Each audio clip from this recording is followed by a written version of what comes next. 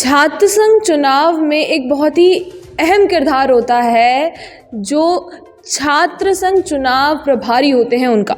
तो इस बार हम इस समय राधे हरी कॉलेज में मौजूद है और इस बार जो छात्र संघ चुनाव के प्रभारी हैं हमारे साथ मौजूद हैं डॉक्टर महिपाल सिंह सर। तो सर, पहला सवाल तो मेरा ये रहेगा कि पहले जो चुनाव हुआ करते थे, पहले चुनावों में एक अलग ही लोग जो छात्र होते थे उनमें उत्साह देखने को मिलता था, लेकिन पहले के चुनाव और अब के चुनाव में क्या फ़र्क देखने को मिल रहा है? बिल्कुल, देखिए लिंग दो समिति की जो सिफारिशें थी उससे पहले जो चुनाव होता था उस चुनाव का वातावरण पूरी तरह से अलग होता था। लेकिन जब लिंग दो समिति की सिफारिशें आई और 2009-10 में कुमाऊं विश्वविद्यालय ने नया अपना संविधान छात्र संघ चुनाव कराने के लिए जारी किया तो उसमें कई चीज़ें, कई रेस्ट्रिक्शंस आए, कई दायरे आए, कई सुधार उसमें किए गए। उदाहरण के तौर पर पहले महाविद्यालय में अध्ययनरत कोई भी विद्यार्थी कई बार चुनाव लड़ा करता था। अब वो चीज़ नहीं रही है।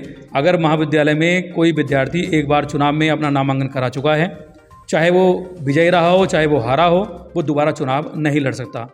इसके अलावा खर्चे की सीमा निर्धारित की गई है और इसके अलावा जो पहले मुद्रित सामग्री का प्रयोग किया करते थे प्रचार प्रसार के लिए प्रत्याशी, उस पर भी रेस्ट्रिक्शन है, उस पर भी प्रतिबंध लगे हैं कि हाथ से बनी हुई हस्त निर्मित सामग्री, पोस्टर या बैनर ही इस्तेमाल चुनाव के दौरान कर सकते हैं। और इसके अलावा कई सारी चीज़ें दी गई हैं कि पिछले गत वर्ष भी बच्चा नियमित विद्यार्थी होना चाहिए महाविद्यालय का और गत वर्ष में कोई उसका अवशेष, शैक्षणिक अवशेष नहीं होना चाहिए, यानी क्लियर कट पास होना चाहिए। तो इस प्रकार के कई सुधार आए लिंग दो समिति के सिफारिशों के अनुसार और छात्र संघ चुनाव को लेकर कई जो है सुधार देखने को महसूस हुए हैं। और करीब 2018-19 से और 19-20 में जो पहले 2 साल पहले चुनाव हुए थे उसमें एक राज्य सरकार ने बहुत ही अच्छा कदम उठाया था और उस संशोधन में कुछ संशोधन किए गए थे, क्योंकि लिंग दो सिफारिश में ये भी प्रोविज़न था कि यदि समय समय पर उस संविधान में, उन सिफारिशों में कोई संशोधन करने की आवश्यकता महसूस होती है तो वो संशोधन भी किए जा सकते हैं। वो संशोधन किए गए थे। उदाहरण के तौर पर पूरे राज्य में अब चुनाव एक ही तिथि को निर्धारित किए जाते हैं। उदाहरण के तौर पर अब कुमाऊं विश्वविद्यालय के जो चुनाव हो रहे हैं वो 24 तारीख को, 24 दिसंबर को एक ही समय सारी प्रोसीजर हो रहा है कुमाऊं विश्वविद्यालय से एफिलेटेड जितने भी कॉलेज हैं। जी बिल्कुल सही बात है। देखिए लिंग दो समिति की जो सिफारिशें आई हैं उनसे चुनाव प्रक्रिया में कई सुधार हुए हैं, कई चीज़ें प्रतिबंध लगी हैं, एक दायरा सीमित किया गया है। ये तो है कि चुनाव, चूँकि ये विद्यालय के जो महाविद्यालय के विद्यार्थी हैं नियमित, उनका चुनाव है तो इसमें किसी राजनीतिक दल का कोई लेना देना नहीं है। और जो आचार संहिता है, हमारी छात्र संघ संविधान की नियमावली है, वो भी ये कहती है कि किसी भी राजनीतिक दल का पैसा, धनराशि का इसमें उपयोग नहीं किया जाना चाहिए, उसकी अनुमाननीय नहीं है और किसी भी राजनीतिक दल का इसमें इन्वॉल्वमेंट नहीं है। चूँकि आचार संहिता में कई चीज़ें लिंग दो सिफारिश के अनुसार हैं तो इसलिए जो चुनाव है उसकी एक दायरा सीमित कर दिया गया है। सर, एक सवाल ये है कि जैसे कोविड के बाद में अब जाकर ये छात्र संघ चुनाव हो रहे हैं तो किस तरह से इसकी रूपरेखा जो है वो तैयार की जा रही है? बिल्कुल, देखिए कोविड के कारण पिछले 2 वर्षों से चुनाव नहीं हुए हैं और इस बार भी चुनाव हो रहे हैं वो काफ़ी लेट हो रहे हैं। बच्चों की भी डिमांड थी, शासन को, विश्वविद्यालय को भी महसूस हुआ कि चुनाव कराए जाएं तो चुनाव हो रहे हैं।